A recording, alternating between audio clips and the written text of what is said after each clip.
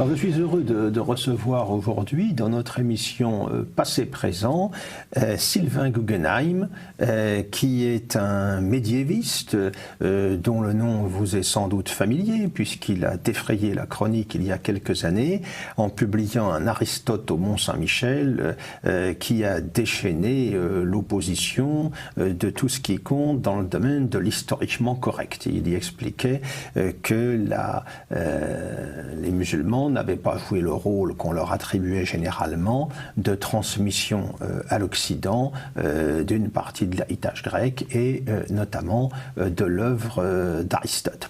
Alors, à l'origine, c'est un spécialiste plutôt de l'histoire médiévale germanique. Il est connu notamment pour un travail consacré à Hildegarde de Bingen, il y a déjà quelques années, et surtout comme le grand spécialiste en Europe de l'histoire des chevaliers teutoniques.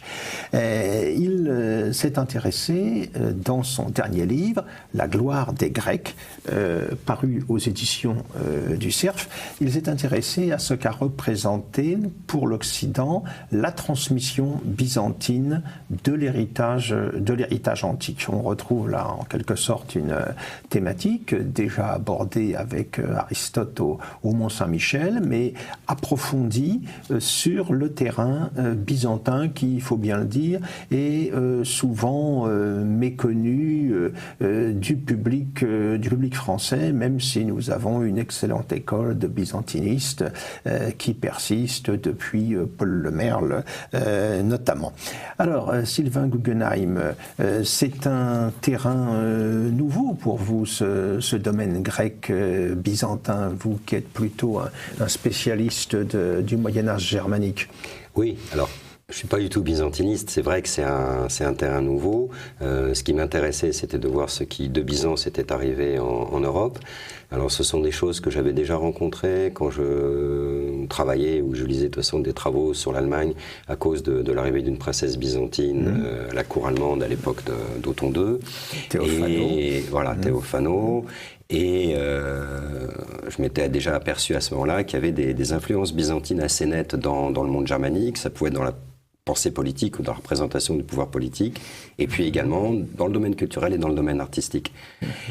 Et ensuite, donc, j'ai décidé de creuser cette question, de voir un peu plus tout ce qui avait pu passer de Byzance en Europe. À l'époque romane, c'était déjà suffisamment large comme intervalle chronologique.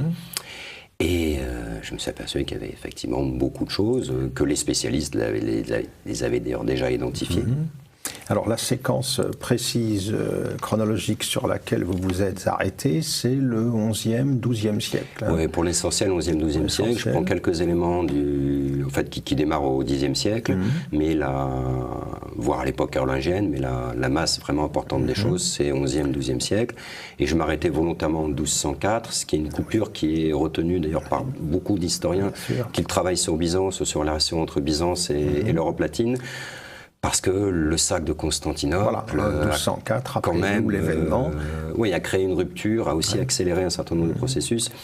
Et il me semble, on change d'époque à partir du début du XIIIe siècle. C'est ça, on change d'époque, mais l'influence byzantine va continuer à s'exercer, notamment par l'intermédiaire de l'Italie du Sud, pendant les décennies qui vont suivre ce sac de Constantinople de 1204, parce que les Italiens sont présents à Byzance, bien sûr. Et puis après, la montée de la pression ottomane, la montée de la menace ottomane va faire aussi qu'un certain nombre d'érudits ou de lettrés vont prendre le chemin de l'Occident et contribuer à maintenir, à assurer la continuité de cette transmission.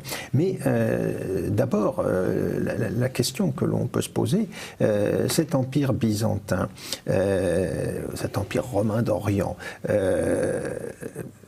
il a quelle culture? Parce que c'est un empire chrétien, cet empire. Oui. Dans quelle mesure et par quel biais va-t-il récupérer l'héritage grec, le conserver et ensuite le transmettre à un Occident qui, lui, l'avait, pour une bonne part, oublié? Fondamentalement par le biais de leur école.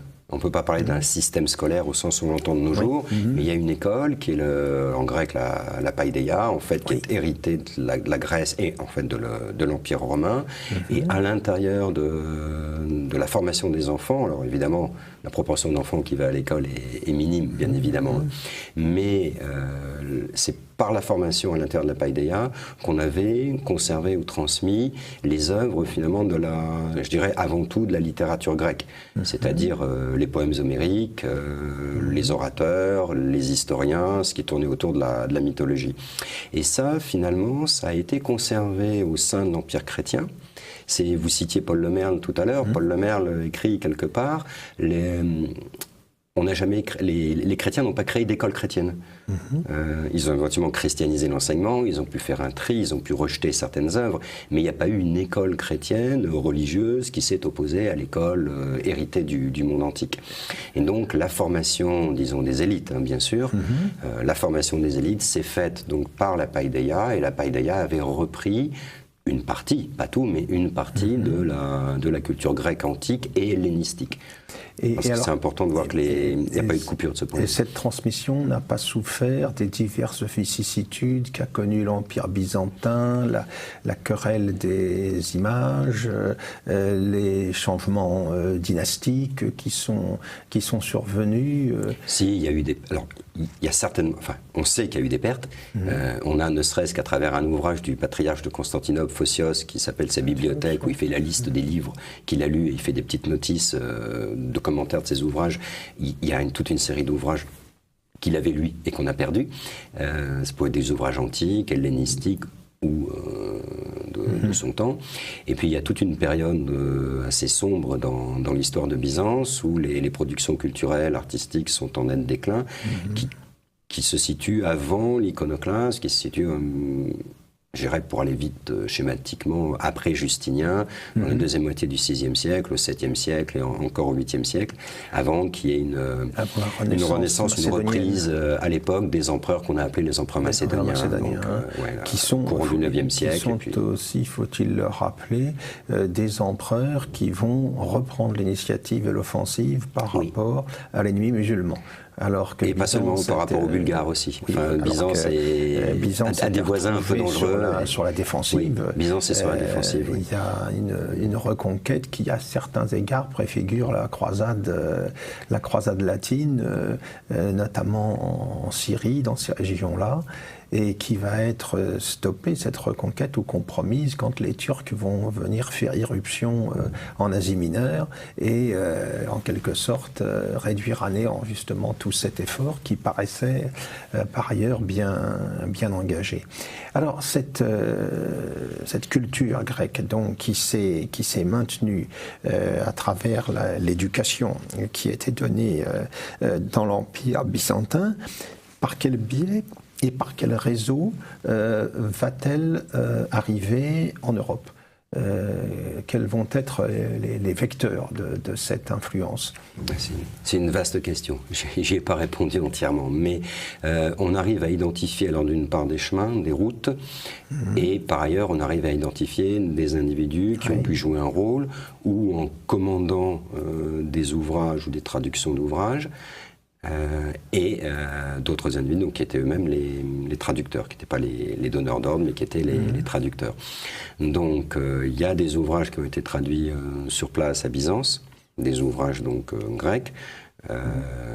Il faut dire que là, le fonctionnement était le même que dans le monde musulman, c'est-à-dire qu'on s'est intéressé à ce qui était directement, j'allais dire, utile pour eux.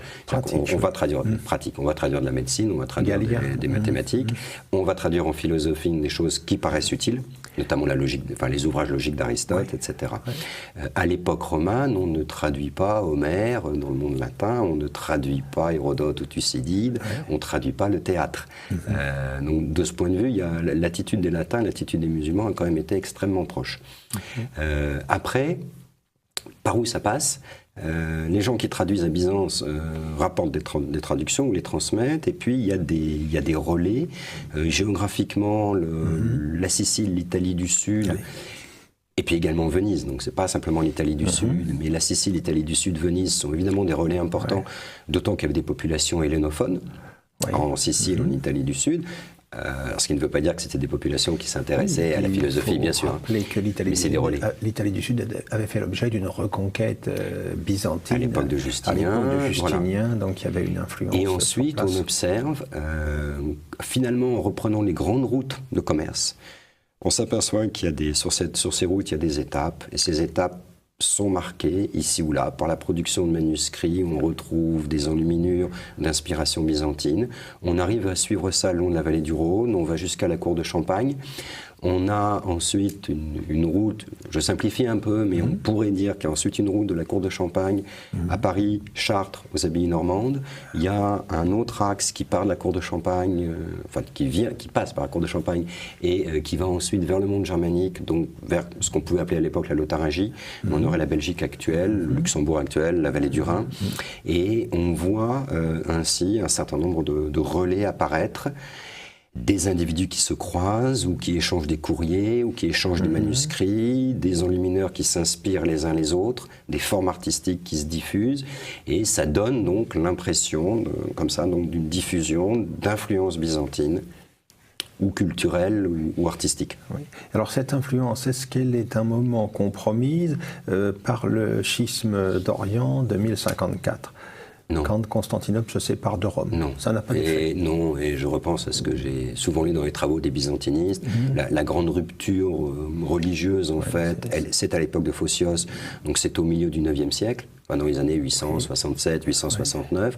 Le schisme de 1054, il y a effectivement une excommunication réciproque, mais il n'a pas la portée qu'on lui a attribuée. Il n'a pas d'effet sur les échanges. Et il n'a pas d'effet sur les échanges. On voit des papes commander à des traducteurs au milieu du XIe siècle. Eugène III commande à Borgonio de Pise des traductions d'ouvrages grecs. Non, ça n'a pas eu d'effet sur ces échanges. Et l'événement de 1204, le sac de Constantinople par la 4e croisade, ça a compromis aussi les échanges c'est vrai, ça a surtout compromis jusqu'à nos jours l'image des latins dans le monde grec et dans le monde orthodoxe de manière générale, parce que ça reste le crime de guerre impardonnable, si vous voulez, parce que Constantinople a quand même été ravagé, mis à sac, pillé. Du point de vue culturel, du point de vue artistique, ça a permis effectivement des transferts, mais sous forme de vol, littéralement. Mais les Vénitiens ou autres, d'ailleurs les Francs, ont pillé ce qui était sur place à Byzance et l'ont apporté. Donc là, c'est une forme de transfert culturel qui relève du pillage, littéralement. Les relations diplomatiques ont effectivement été à ce moment-là mauvaises, surtout que les Francs, certains Francs, ont créé un empire latin d'Orient contre lequel les Byzantins ont lutté. L'empire de Nicée. Voilà. Mais d'un autre côté, d'abord, cet empire latin d'Orient dure une cinquantaine d'années. Un demi-siècle, c'est ça, oui. Et par ailleurs, en fait, on s'aperçoit après, dans la deuxième moitié du XIIIe siècle, au XIVe, XVe siècle, ce que vous avez dit, c'est-à-dire que le transfert d'œuvres culturelles ou artistiques de Byzance religieuses, quand je dis culturelles, religieuses, philosophiques, etc., le transfert a continué et même beaucoup plus important. C'est pour ça qu'il est aussi beaucoup mieux connu. C'est les grandes figures de Bessarion. Sur la fin du Moyen-Âge. Sur la fin du Moyen-Âge, là, la pression ottomane devient toujours plus forte. Donc il y a même à l'époque le projet de réunir les églises d'Orient et d'Occident. Tout à fait. Il y a des projets d'union des églises jusqu'à Ferrare, qui va être un échec. Jusqu'à l'époque même du siège de Constantinople en 1453. Et il y a toujours eu certaines personnes à Byzance qui étaient favorables dans l'espoir que ça apporterait un soutien politique, et d'autres qui le refusaient en raison de l'opposition orthodoxe catholique, et puis peut-être aussi, pas seulement, mais aussi au moins en partie en raison du souvenir de 1204. Du souvenir de 1204, oui. Mais alors si nous revenons au XIe, XIIe siècle, qui est au cœur de votre enquête, nous sommes à l'époque de la floraison de l'art roman en Occident, qui se développe de manière spectaculaire. La fameuse formule de Raoul Le Glabre, l'Occident se couvrit d'un blanc manteau d'église. Quelle est la part de l'apport byzantin dans cette floraison romane des 11e, 12e siècles? Elle est vraiment importante, très importante. Tous les historiens de l'art que j'ai pu consulter, que ce soit Elisabeth Vergnol, François Avril, Philippe Plagneux, etc., tous relèvent, alors, ou pour une région, ou pour un monument, ou pour un type d'œuvre artistique, des influences byzantines. Et on les rencontre partout. Alors ça ne veut pas dire que l'art roman, c'est de l'art byzantin, oui, bien sûr. Il y a des créations spécifiques propres à l'art roman, il y a des héritages paléo-chrétiens, carolingiens, bien évidemment, et l'art roman est un mélange de diverses influences, plus sûr, des éléments novateurs, mais les influences byzantines, on les rencontre beaucoup. Alors, est-ce que l'on peut retenir notamment les églises, par exemple, que l'on va trouver Saint-Front de Périgueux, par exemple, avec sa toiture à coupole particulière. Alors, il y a les coupoles il y en a peu. Mais Souillac également. Oui, il y a Saint-Front de Périgueux, il y a Fontevraud, donc il y a des endroits où on s'est inspiré de la coupole, mais ce n'est pas l'élément le plus important. Non. Parce que finalement, les plans des églises byzantines n'ont pas été repris par les églises romanes, on a des plans complètement différents. Le système de la coupole a été le plan très peu repris. Voilà. Basilical classique. Voilà, la nef, les collatéraux. Là où on voit le plus d'influence, c'est dans le domaine des enluminures, des fresques, des sculptures, y compris par exemple à Notre-Dame. Je reprends un exemple, on voit un personnage de prophète dont les drapés, la barbe, etc. sont vraiment décalqués du modèle byzantin. Les enluminures, c'est très important. Évidemment, là, on reste dans le monde religieux. Ça n'a rien à voir avec la philosophie, la culture littéraire. Mais dans le domaine artistique, c'est important. Et ça a été aussi lié à ce qu'on pourrait appeler, pour aller vite, l'art impérial. Donc, l'utilisation des modèles byzantins, qu'ils soient politiques ou religieux, pour figurer le pouvoir des empereurs. Donc là, on retrouve les empereurs germaniques. On est dans le Saint-Empire. De façon à se poser en rivaux, concurrents des empereurs byzantins, et de récupérer à leur profit ce qui leur paraissait utile, efficace dans l'art impérial byzantin. Alors on aura aussi une influence, mais peut-être un peu plus tardive, dans les débuts de la grande peinture italienne du Trecento, avec ces fonds dorés, qu'on a par exemple chez un Simone Martini. On peut penser que c'est inspiré des productions artistiques manifestement, oui, byzantines. Ça vient de Byzance. L'utilisation des fonds dorés vient de Byzance. La manière de représenter les personnages, mais ça peut être la forme des yeux, l'allure des visages, les vieillards qui ont des visages émaciés, etc. sont des choses qui existent à Byzance, qu'on retrouve dans la peinture italienne. Alors évidemment, il y a ou les fresques ou les mosaïques superbes des cathédrales des églises de Sicile, de Palerme, de Monreale, que tout le monde l'a vu. L'art anglo-normand également.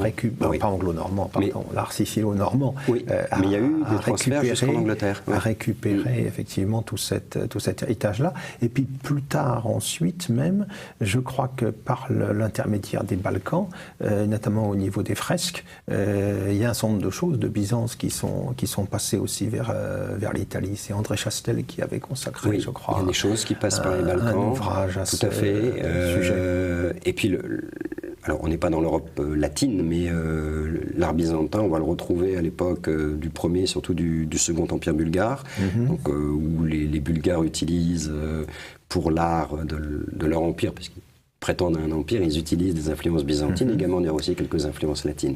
Et chez les Serbes aussi, à l'époque de et dans le monde orthodoxe slave, bien sûr. De la dynastie Douchan, il y a un héritage là aussi très, très intéressant. Alors, et on le trouve aussi à Kiev, à l'époque de la Rousse de Kiev, de Novgorod, ce que je n'ai pas du tout d'ailleurs abordé dans mon ouvrage. Alors, il y a, pour revenir au texte et pour revenir à Aristote, ce sont donc les Byzantins qui ont permis la transmission d'Aristote vers l'Occident. Les Byzantins avaient conservé, alors pas tout, mais certainement énormément d'ouvrages de la philosophie grecque, etc. Il y a eu un phénomène technique qui a été très, très important. Ils ont inventé un moment, au même moment d'ailleurs, ça se produit aussi dans le monde carolingien, ils ont inventé une nouvelle forme d'écriture. Au lieu d'écrire en lettres majuscules et sans espacer les mots, et donc au lieu de consommer beaucoup de parchemin et de prendre beaucoup de temps, on invente une écriture dite minuscule. L'équivalent de la minuscule caroline. Plus cursive. Exactement, l'équivalent de la minuscule caroline. Il y a même des gens qui pensent que c'est la minuscule caroline qui aurait influencé, mais bon, il y a des débats là-dessus. Et à partir de là, ils se sont mis à recopier tout ce qu'ils avaient sous la main, en commençant par des ouvrages religieux, mais ils ont également recopié les ouvrages de la culture profane. Ce qui fait que Byzance s'est retrouvé ainsi en possession, sous la forme d'une écriture lisible, des écrits d'Aristote, de Platon, et puis des historiens, Thucydide, etc. De tout un patrimoine et de tout un patrimoine littéraire, évidemment, important. Voilà, important. Et puis Euclide, Archimède, Diophante pour les mathématiques. Et alors, autant que je me souvienne, Platon est arrivé dans l'espace occidental avant Aristote, à l'époque du platonisme chartrain, je crois. Alors, c'est vrai que Platon, justement l'époque romane. Là, Platon arrive, mais sous une forme incomplète, en fait. On a quelques textes de Platon, de même dire que l'on n'a que quelques textes d'Aristote. Et les choses vont, grâce aux manuscrits byzantins, parce qu'il fallait, si on voulait traduire, il fallait bien partir du texte de ces œuvres. Grâce à ces manuscrits byzantins, ça va passer. Ce qui n'empêche pas, là, faut être clair aussi là-dessus, qu'on a eu bien évidemment des traductions très importantes à partir des traductions qui avaient été faites en arabe, bien sûr, mais qui elles sont passées par l'Espagne. Il y a vraiment deux canaux différents. Dans l'école des traducteurs de Tolède. Et qui a fonctionné quand même un peu plus tard. Bien sûr. Alors, il y a un petit décalage, effectivement. Il y a un décalage. Et dans les deux ensembles de traductions qu'on a, il y a une intersection non vide. C'est-à-dire qu'il y a des ouvrages qui sont parvenus à la fois par des traductions directes du grec en latin, d'autres qui sont parvenus par des traductions de l'arabe en latin. Et puis, il y a des ouvrages qui sont venus... des ouvrages ou des commentaires, parfois des commentaires byzantins aussi, qui sont venus par un canal, pas l'autre. Et alors, le fameux Aristote au Mont-Saint-Michel, Jacques de Venise, lui, il nous vient de Byzance, lui. C'est passé par Byzance et par Venise, donc. Il vient de Byzance. Là où je m'étais, il y a 10 ans, trompé, c'était en pensant que Jacques de Venise, en fait, avait apporté les traductions au Mont-Saint-Michel, ou les aurait même faites là, ce qui n'est pas totalement impossible, mais ce qui est fortement improbable. Comme hypothèse. C'est pas absurde, mais il y en avait. Bon, il y avait d'autres hypothèses. En fait, on ne sait pas comment c'est passé. Vraisemblablement, Jacques de Venise il est dit de Venise, Vénétus. Bon, il est originaire de Venise. Il vit dans le quartier vénitien à Constantinople. Il travaille sur place. Il a aussi été en Italie. Vraisemblablement, on a sa présence en Italie, sa présence en France, pas impossible. Douteuse. Voilà.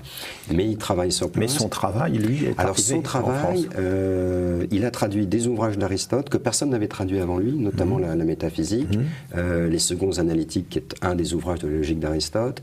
Il a traduit aussi, et là tous les spécialistes sont d'accord, y compris des gens qui m'avaient critiqué, il a traduit des commentaires faits à l'époque des Comnènes, donc au début du XIIe siècle, dans le cercle qui entoure la fille de l'empereur, Anne Comnène, la fille d'Alexis Comnène, il y a deux philosophes importants, Michel d'Éphèse, Eustrate de Nicée.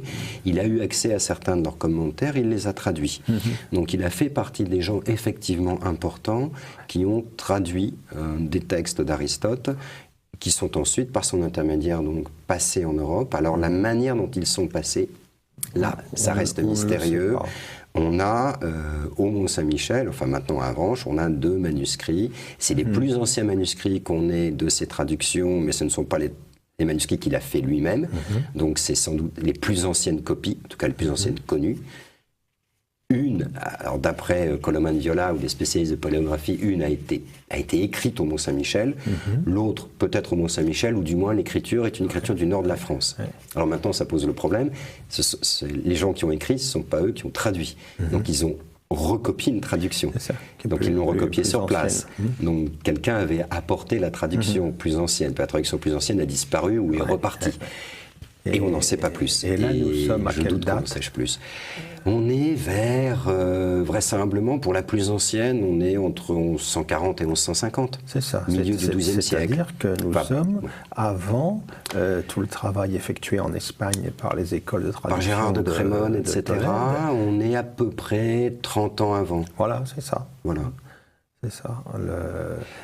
Ce qui confirme, en quelque sorte, l'hypothèse que vous avez avancée dans Aristote au Mont-Saint-Michel. Ça permet de dire que les deux canaux étaient aussi importants. Maintenant, il y a une chose que je ne reprendrai pas, parce que finalement, mais beaucoup de gens d'ailleurs, dans un sens comme dans l'autre, continuent à reprendre. On n'est pas là pour faire des classements sportifs. Enfin, c'est-à-dire que peu importe qui a été le premier. Ce qui est intéressant, c'est de voir ce qui a eu lieu. C'est intéressant pour un historien d'établir une antériorité chronologique, mais on ne va pas faire une compétition finalement entre les traducteurs syriens, avec les commentateurs byzantins ou musulmans. J'ai l'impression qu'on est toujours un petit peu, comment dire, trop influencé par l'importance du sport, et on fait des classements.